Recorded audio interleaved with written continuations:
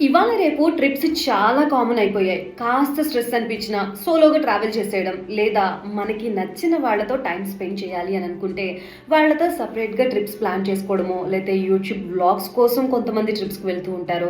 And ఇంకొంతమంది అయితే mind diversion కోసం, పీస్‌ఫుల్‌నెస్ కోసం ట్రిప్స్‌కి ప్లాన్ చేసుకోవడం కామన్ అయిపోయింది ఇప్పుడు. దీనికోసం అని న్యూ ప్లేసెస్ కోసం సెర్చ్ చేయడం అండ్ ప్లానింగ్ దగ్గర నుంచి ఇంప్లిమెంటేషన్ వరకు నానా హడావిడి ఉంటుంది ట్రిప్ అంటే.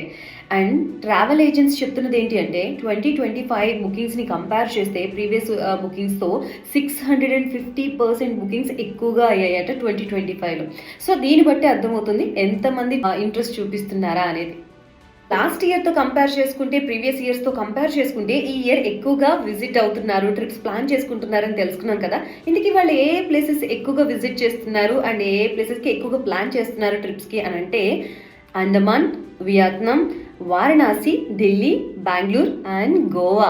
సో ఎక్కువ మంది ఈ ప్లేసెస్‌కే ప్లాన్ చేస్తున్నారట. మీరు చెప్పండి మీ లాస్ట్ ట్రిప్ ఎక్కడికి వెళ్లారు? అండ్ మీ డ్రీమ్ ట్రిప్ ఏంటో let me know in the comment box.